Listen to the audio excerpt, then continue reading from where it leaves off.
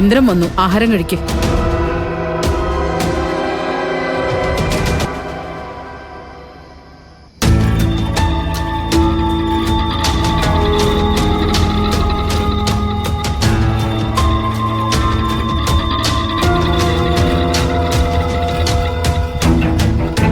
ഇന്ദ്ര, നീ അനുപമയുള്ള അച്ഛനെ കണ്ടിട്ടാണോ വരുന്നത്? ആ, ഞാൻ അവിടുന്ന് വരുന്നത്. ആ, അമ്മയുടെ തീരുമാനം അവരൊന്ന് അറിയിക്കണമല്ലോ. ആ, അല്ല, അനന്തമാഷ് ഒരു കാര്യം പറഞ്ഞിട്ട് ഞാനത് തള്ളിക്കളഞ്ഞില്ല എന്ന് അവരൊന്നും അറിയണമല്ലോ. അതില് അനുവിനും അച്ഛനും വലിയ സന്തോഷമുണ്ട്. പിന്നെ അമ്മയോട് പ്രത്യേകം നന്ദി പറയാൻ അച്ഛൻ പറഞ്ഞിട്ടുണ്ട്. ആ, അല്ല, സുശീല മനസാക്ഷി ഇല്ലാത്തവളാണെന്നും സുശീലയുടെ മനസ്സ് കരിങ്കല്ലാണെന്നും ഒക്കെ പറഞ്ഞു നടന്നവരല്ലേ. ഇങ്ങനൊരു മനസ്സുകൂടി സുശീലയ്ക്കുണ്ടെന്ന് ഇനിയെങ്കിലും അവരൊന്ന് മനസ്സിലാക്കട്ടെ. ആ, നീ മാഷിനെ ഓണത്തിനിങ്ങോട്ട് വിളിച്ചിട്ടുണ്ടല്ലോ അല്ലേ? അല്ല, മാഷാണല്ലോ ഈ മാറ്റത്തിനെല്ലാം കാരണം. അതുകൊണ്ട് ഓണത്തിന് അദ്ദേഹം കൂടി ഇവിടെ ഉണ്ടെങ്കിൽ അതെല്ലാവർക്കും കൂടുതൽ സന്തോഷമാകും. ശരി, ഞാൻ പറയാം. ആഹാരം കഴിച്ചോ? ഇല്ല, കഴിക്കാൻ പോവാ. അല്ല, നീ കഴിച്ചിട്ടാണോ ഇന്ദ്ര വന്നത്? അല്ല, കഴിക്കണം, നല്ല വിശപ്പുണ്ട്. ഓ, എന്നാ വേഗം ഈ ഡ്രസ്സൊക്കെ മാറി ചെന്ന് കഴിക്കേ. സത്യനും ശ്യാമും കഴിക്കാൻ വരുന്നതേ ഉള്ളൂ. ചെല്ലേ.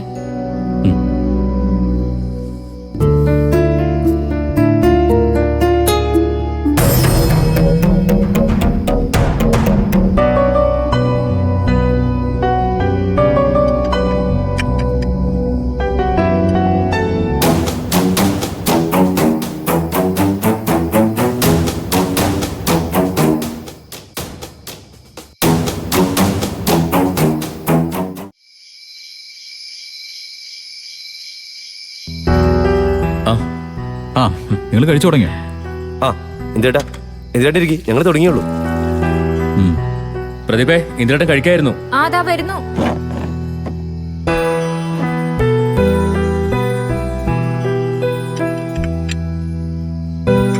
പതുക്കെ മതി, ഞാൻ എടുത്തോളാം. അല്ല, സോന എവിടെ? ഇത്രയും സമയം ഇവിടെ ഉണ്ടായിരുന്നു. ശ്യാം കഴിക്കാൻ വന്നപ്പോ മോളുടെ അടുത്തേക്ക് പോയി.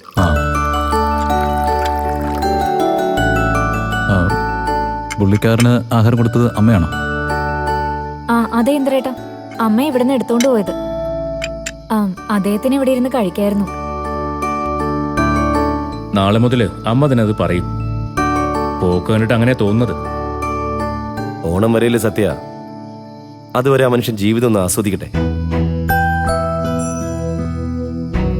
എനിക്കതിൽ എതിർപ്പൊന്നുമില്ല. പക്ഷെ ഇതിന്റെയൊക്കെ പിന്നിലെ രഹസ്യം എന്താണെന്ന് അറിയണം. ഇല്ലെങ്കിൽ നമ്മളൊക്കെ വെറും വിഡ്ഢികളായ പോലെ ആവും. നീ എന്തൊക്കെയാ സത്യം പറയുന്നത്? അല്ല, ഇതിൽ എന്ത് രഹസ്യം ഉണ്ടാകാനാ? എന്തെങ്കിലുമൊക്കെ കാണും ഇന്ദ്രേട്ടാ. അല്ലാതെ അമ്മയ്ക്ക് ഇങ്ങനെ ഒരു മാറ്റം ഉണ്ടാവുമെന്ന് ഏട്ടന് തോന്നുന്നുണ്ടോ? അനന്തമാഷിന്റെ വാക്ക് മാനിച്ചുകൊണ്ടാണെന്നല്ലേ അമ്മ പറഞ്ഞത്. അല്ല, അത് വിശ്വസിക്കാൻ പറ്റില്ലെന്നാണോ? അമ്മ അനന്തമാഷിനെ ചെന്ന് കാണുന്നതിന് മുൻപ് ഇവിടെ വന്ന് രണ്ടുപേരും അമ്മയെ കണ്ടിരുന്നു.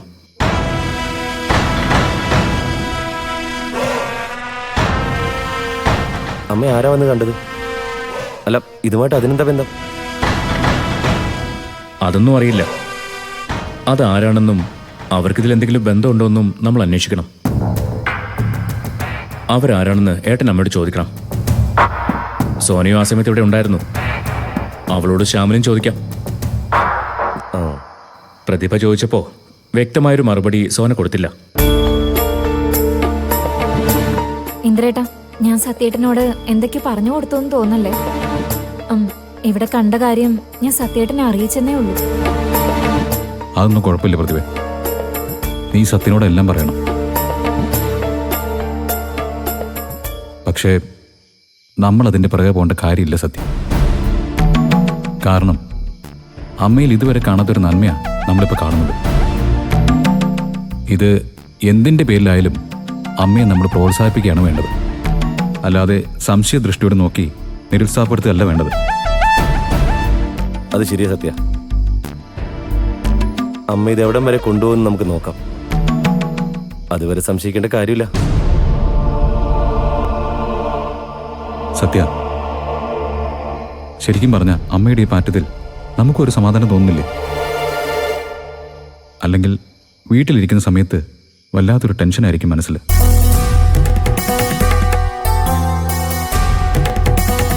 ഞാൻ കയറി വരുമ്പോൾ അമ്മയുടെ പെരുമാറ്റവും സംസാരവും ഒക്കെ എത്ര സോഫ്റ്റ് ആയിരുന്നു എന്നറിയോ? എനിക്ക് ശരിക്കും ഒരു സ്വസ്ഥത ഫീൽ ചെയ്യുന്നുണ്ട് ഇപ്പോൾ. അങ്ങനെയാണെങ്കിൽ ഞാനിനി ഒന്നും പറയുന്നില്ല. കാര്യങ്ങൾ ഇങ്ങനെയൊക്കെ അങ്ങ് പോട്ടെ. ബാക്കിയൊക്കെ വരുന്നിടത്ത് വെച്ച് കാണാം.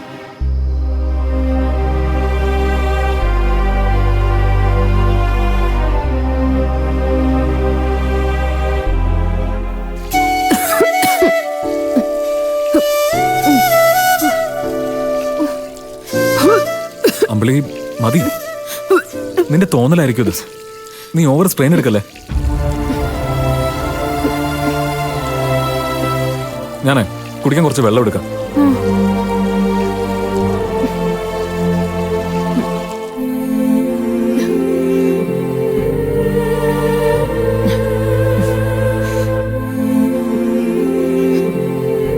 മോള് പേടിച്ചു പോയോ?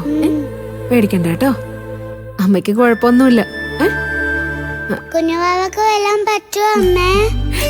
നിനക്ക് അമ്മയ്ക്ക് എന്തെങ്കിലും പറ്റുമോന്നല്ല, കുഞ്ഞുവാവയ്ക്ക് എന്തെങ്കിലും പറ്റുമെന്ന പേടിയല്ലേ? ഇങ്ങോട്ട് നോക്ക്, ഇങ്ങോട്ട് നോക്ക്. മോളുടെ കുഞ്ഞുവാവയ്ക്ക് ഒന്നും പറ്റില്ല കേട്ടോ. അമ്മ കുഞ്ഞുവാവയെ വയറ്റിൽ പൊതിഞ്ഞു വെച്ചിരിക്കല്ലേ. ഒന്നും പറ്റില്ല കേട്ടോ. വാ, മെല്ലെ ഇറങ്ങ്.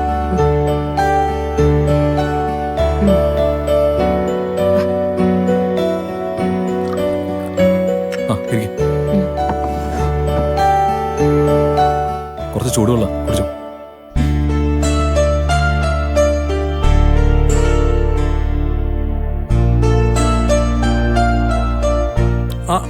എന്താ രഘു, അമ്പിളി വീണ്ടും വൊമിറ്റ് ചെയ്തോ? വൊമിറ്റ് ചെയ്യാനുള്ളൊരു ടെൻഡൻസി മാത്രമാണല്ലേ. 2 ദിവസമായിട്ട് ഇത് വളരെ കൂടുതലാ. ഡോക്ടറെ ഒന്നുകൂടെ കണ്ടാലോ എന്ന് ആലോചിക്കുക. അതാ നല്ലത്. ഇനി വൈകണ്ട, എന്നാ പെട്ടെന്ന് പോവാൻ നോക്ക്. ഇപ്പോഴാ അമ്മയോ സഹോദരിമാരോ ഒക്കെ അടുത്തുണ്ടായെങ്കിലെന്ന് തോന്നിപ്പോന്നേ. ഇങ്ങനെ പോയാ ഞാൻ കാരണം രഘുവേട്ടൻ കുറെ കഷ്ടപ്പെടേണ്ടി വരും.